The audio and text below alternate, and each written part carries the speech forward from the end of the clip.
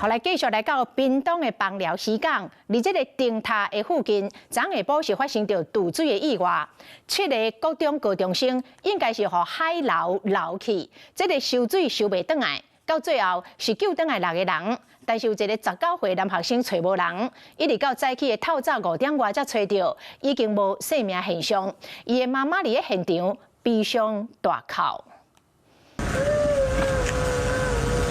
后生正做冰冷的遗体，做老母的看一个哭甲失声，无法度接受等几暝煞等着歹消息。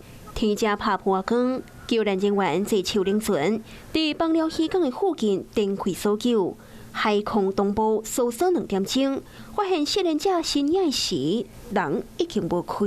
阮这水流吼，你若太天吼。 因伊就大水流就足歹，伊个水流会降。渡水意外发生伫昨下晡，当时7个10外岁仔的学生啊，伫枋寮电影会附近耍水，敢若互海流架起，6个人平安获救倒来。毋过其中一个19岁姓杨的查甫囡仔下落不明，落尾伫瓦顶塔伫岸边超30公尺所在找到人，毋过伊已经渡水过身。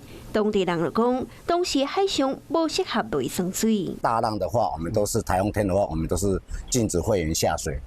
我们不是，可是外地来的，我们就没办法去控制它。大浪的时候，对了，因为刚刚这边有河体嘛，大浪的时候，它刚好是有一个漩涡，所以它卷，所以可能你可能是被卷下去的时候，它就游不回来。以前是平平的嘛，伊即马把这个弄悬起来对不？伊说过年之间遐会变怎插深的，怎一个足深，一个足累足深的啊。哦，会形成这样的。所以地人较少来。哦，伊就早泳会啊，但是因会炸浮标来啊。无建议落耍海水啦。苏活的海域虽然不禁止人落耍水，也毋过有提醒要注意离岸流，甲增加海沙背地形。当然，当地民众拢无建议游客伫遮耍水。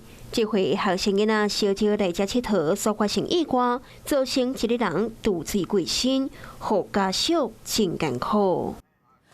Hello， 我是郑雅芳。想要抢先掌握最及时的新闻资讯吗？赶快订阅、按赞、开启小铃铛，锁定华视新闻 YouTube 频道。